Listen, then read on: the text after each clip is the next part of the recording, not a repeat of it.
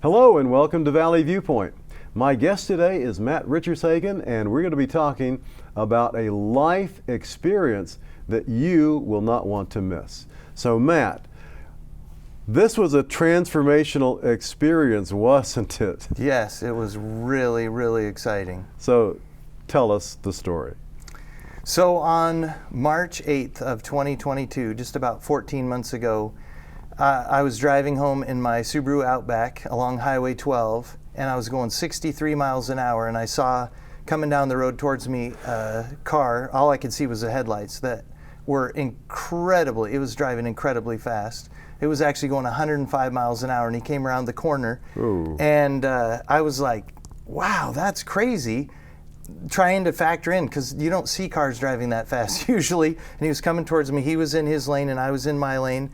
And we got just almost exactly even, and at the last second, he turned into me. Bam, head-on collision. He was going 105, and I was going 63. Now, this is a stretch of road where he's basically doing double the speed limit, isn't he? Just almost, yeah. That's incredible. And he hits you. Yeah, he hit me. He was really, really, really drunk. And the first thing that came into my mind is, why would you hit me? I was conscious the whole time. And I was like, why? What is wrong with you? Why would you do that?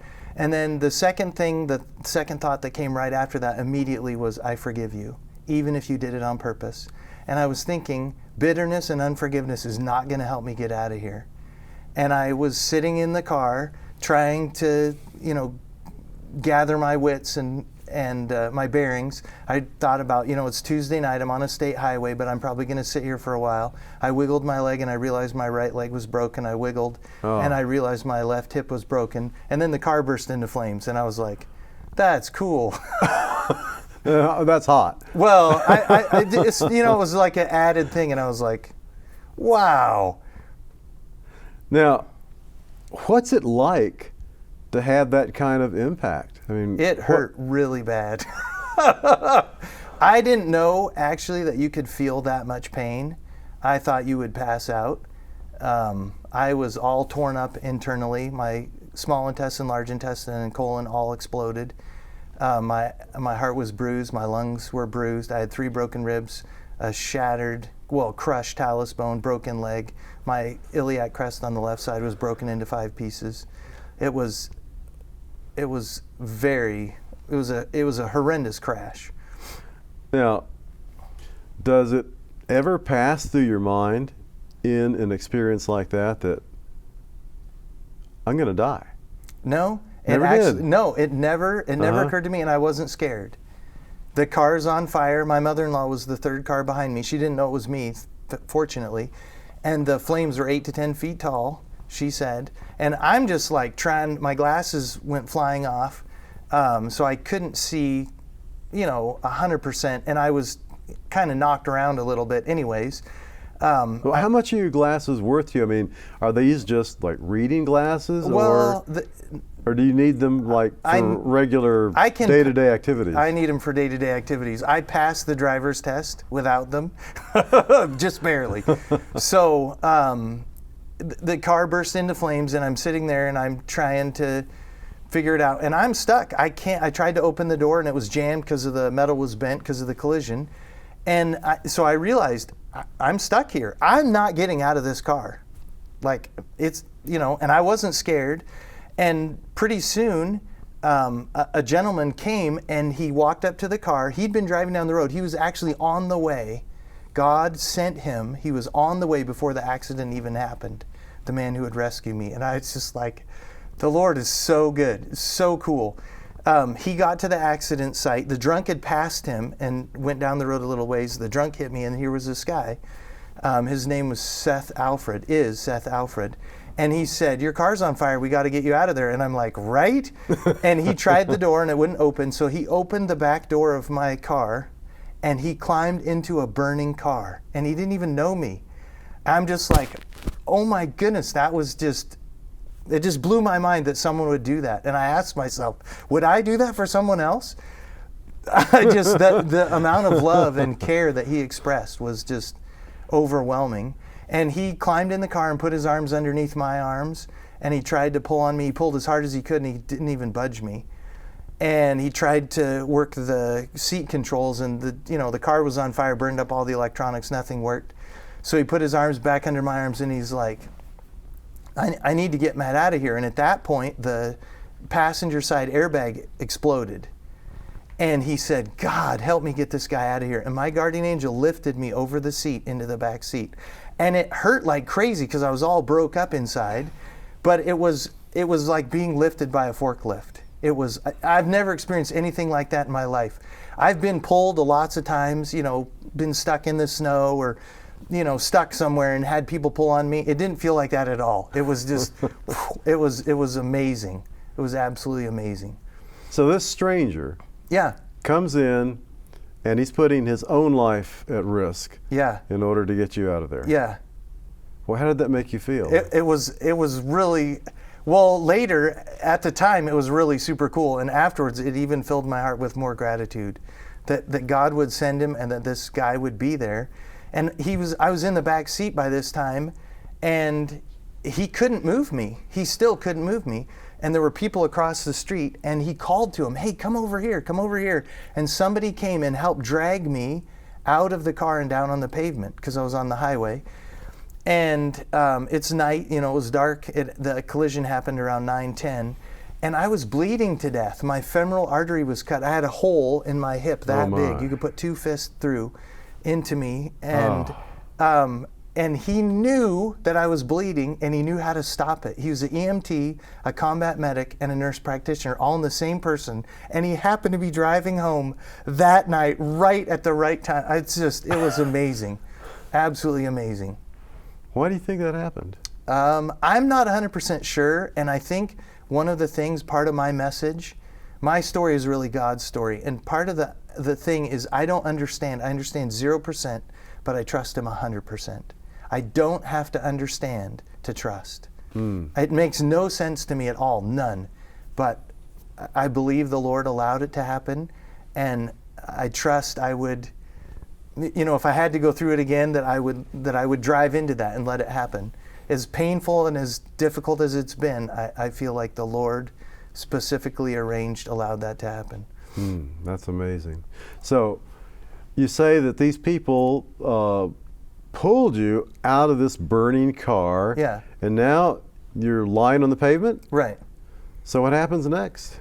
So I was bleeding to death, and Seth applied pressure, and then he helped someone else hold the pressure. He went and checked on the other driver, who was killed instantly. He was really drunk. My. Usually drunks survive a head-on collision and kill the other person. But it happened the other way. So they got my femoral bleed stopped, and the highway patrol came, and he came up to me. It was Trooper Dean Atkinson, and he said, can I get a statement from you? And I said, sure, I'm not doing anything else. So he took a statement from me. You're lying on the pavement, and you say, oh, I'm not doing anything else. Yeah, I'm not doing anything else, sure. So he took a statement. He got my name, my phone number, my wife's name, contact phone number. He got a description of what happened. I was driving down the road. This other guy swerved into me. This is where we are. And looking back, it happened so fast. The guy was in his own lane, and at the very last second he turned into me. I never even flinched. Both my hands were on the wheel. There was this So you didn't hit the brake? No. You didn't? No, I never touched the brake, nothing. It happened so fast. It was like a fraction of a second. Now, my PT guy realized, he said, you must have lifted your foot off the floor, and the brake pedal must have hit your foot to crush your talus bone as bad as it was crushed. It was crushed into 17 pieces. Ooh. It's brutal. And that's the thing that bothers me the most to this day. I have a special brace called an ExoSim that costs $9,000, but I can walk around. So I feel very blessed. I got no complaints. I feel very blessed. Now, when this incident happened, the accident happened, were you thinking about your family at all? Like, what are they going to think, or what are they going to say, or how are they going to feel? Or no, I wasn't afraid, and I wasn't thinking about. It never occurred to me that I could die. It sounds weird, and I don't know if it was a shock or the Lord protecting my mind. while I was sitting there in the car and the flames are burning, I'm just, I looked at that and I realized I was in danger, but I wasn't afraid. I didn't think, this could kill you, although I knew I couldn't get out of the car. So that's like the next direct thought would be that. And they got me on the pavement and they started to ask me all these questions, and the questions continued pretty much until I got to the hospital.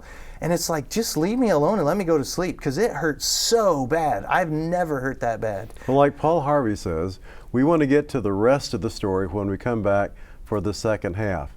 So don't go away. We'll be right back. For God so loved the world that he gave his only begotten Son, so who shall ever believe in him shall not perish, but have eternal life. John 3:16. Hello and welcome back to Valley Viewpoint. If you are just joining us, my guest today is Matt Richerzhagen. We're talking about an incredible life experience. It's a story of survival. So, Matt, when we left, you were still lying on the pavement. What happens next? Yeah, so they got the state patrol got a statement from me, and then here's the ambulance. And I wasn't sitting there looking at my watch, but I kind of had, I had a sense of time, and I was like, how could an ambulance be here already? And what had happened is there was an ambulance that was out at the airport that was out on training, and they finished up at 9 o'clock, and they gathered up all their stuff, and they were on that little teeny short road by Pacific Power, and they were right headed back. They were going to make the turn to come back to Walla Walla, and the call came in, the 911 call, and so they just turned and drove right down Highway 12. They were just a couple miles away from me. Instead of being 10 miles away or whatever from the nearest fire station, they were right there. So here's the ambulance, and they, put me on a stretcher and put me in the back of the ambulance. There was an explosion that they had moved me down the road, but The car, something, either the tire or an airbag or something exploded, so they dragged me down the road. The ambulance gets there, and they put me in the back of the ambulance, and they start cutting my clothes off. And I don't know if you've ever been with EMTs where they cut your clothes off. They have these little scissors. Thankfully not. And they go like that, and I was like, whoa! It scared me. It scared me. I wasn't scared the whole time until they did that, and I was like, what are you guys doing? They said, well, we got to see what's wrong with you. And I'm like, well, hurry up. You've had this horrendous collision, doesn't bother you, and then these scissors just scare you to death. Yeah, they just scared. And I was like, this is a brand new jacket, brand new pants, brand new shirt. Like, what? Can't we take them off? And they're like, dude, we got to figure out what's wrong with you. So I'm in the ambulance, and I'm driving to Walla Walla. And they're asking me questions the whole time. What's your birth date? What's your name? What's your phone number? What's your wife's name? What's your wife's phone number? And I'm just like, can I go to sleep? No. Well, if you go to sleep, you can go into a coma and die. So they were keeping me awake. And I got all the way to the hospital, and there was a traveling trauma doctor at St. Mary's Medical Center. And he said normally they would not handle the level of trauma that I was in Walla Walla, but I wouldn't survive a life flight. And he said, I feel confident and competent to do the surgery, so I'll take care of you. And so I was basically going to die if he wasn't there. And so you say this is a trauma doctor that is not at this hospital 100% of the time? That's correct. And he just happened to be there? It was just all these things. The ambulance just happens to be close by. Right. The policeman is just there immediately. Right. And this trauma doctor, who isn't here all the time, just happens to be here. Right, exactly. Okay. Yeah. And most of all, I would have burned to death. I would have died in the car if it wasn't for Seth. For pulling you out. Yeah, by the time the emergency people would have arrived, I would have been dead. Just, the amount of time that it would have taken. The heat, the smoke inhalation, all of that. Oh, yeah. My car was just completely fried. The whole front part of the car was completely melted. It just. Were you alone? I was alone in the car, thankfully. it would have killed my wife. It almost killed me. Just the collision. So I get to the hospital, and the doctor, they take me back. And the last thing I remember for the next 5 days, because they put me under, and they kept me under. They put me on life support and intubated me, and they put medicine inside of me so I wouldn't wake up, so I wouldn't thrash. Because people try and pull the air tube out, and then it causes all these additional traumas. So they put me in emergency surgery, and they almost lost me 2 or 3 times on the operating table. I got through the first surgery. That was Tuesday night. And they took me up to intensive care, and there was this lovely nurse that was there. She never left my room all night. I was on 14 IVs. 14. 14 IVs. Is that possible? It was. I was on 14 IVs. I was on 4 blood pressure medications to keep my blood pressure above 75/50. My heart rate was 125. And they gave me 6 units of blood, and my body only holds 7. So I was more dead. You're a new man. Yeah, I was pretty much, I tell people I came back from beside the grave because I was almost dead. This gal, Hannah, I believe she literally saved my life. Again, of all Seth and then Dr. Sudding and then Hannah, she was there. She never left my room all night long, adjusting the drugs. And my wife was asleep. She woke up at 11:30 and she had 14 missed calls, and she had a text message from Seth that said, your husband's been in an accident, he's at the hospital, he needs you. And she can't get anywhere. Our pickup was in the shop and I was driving the car. So she calls her mom brought her to the hospital, and she was just there for 5 or 10 minutes waiting in the waiting room. The doctor comes out and he says he's gonna be fine. And she goes and looks at me and she's like, there's no way. She didn't think I was gonna live through the night. She was like, there is no way. I was so beat up. She said I could touch your left hand or your forehead, because the airbag had hit me, but it just damaged my nose. But a couple days later, they went in and did the rest of the surgery because my body wasn't strong enough. It had to recover. So they went in and cut me all open, or worked inside. I guess the hole was already made. And they gave me a colostomy bag and replumbed me and cleaned me all up, because my whole body cavity was full of feces and blood, and it was just a total mess.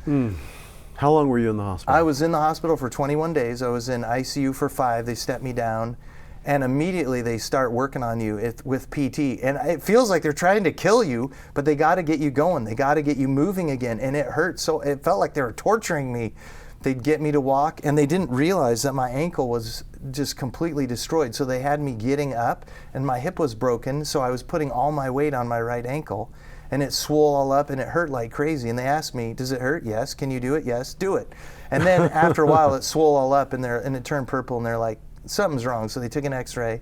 Your ankle's crushed. Okay, now you can't step on it. And I'm like, how am I supposed to get up? That's what I've been using. And they said, well, you'll figure it out.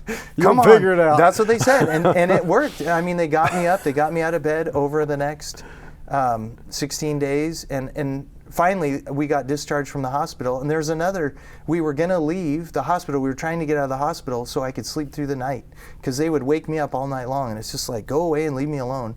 But they got to check on you, I guess. And they were trying to get me to use crutches. PT was so I could go home because I have stairs, and I couldn't do it. I just could not make the stairs. I hurt too bad. And a friend of mine had called and said, hey, could you use a ramp? And we're like, yeah. So they came and worked, they worked pretty much all day welding and cutting and setting up this ramp. So I came home and got out of the car, got in my wheelchair, and went in the house, and it's been an incredible journey, I'll tell you. So after the hospital stay was complete, and you came home to the ramp and house, where did we go from there? So not very much longer. There wasn't very much space, and then my company started to be leaning on, because I have a cleaning company, and they had problems and they had issues, and so I had a powered electric wheelchair, and I would ride up to the office, and it was just all I could do to just go there. I was in so much pain, to try and help them and figure everything out. And over time, I slowly started to heal and get better. I went to a camp that summer. In June and July. I needed to get away, just like get out of Dodge, went up in the mountains, and so I had some time like that. In the next months, our company was shut down. My lead technician, who'd been with me almost 7 years, he quit, and that just completely shut the company down, with all the other things going on. So later that summer, I starting to try and restart the company. We found a technician in August or September, and we reopened October 18th. It was shut down for like 4 months, which is it was so hard, because I didn't have this brace. So I would go and try and train and try and work, and my ankle was bone on bone, and it hurt so bad. It's been a journey. Now, Matt, I know that you've written a booklet that details the story. Yeah. And if there's someone in our audience that would like to get all the details as is presented in the booklet, how could they get that?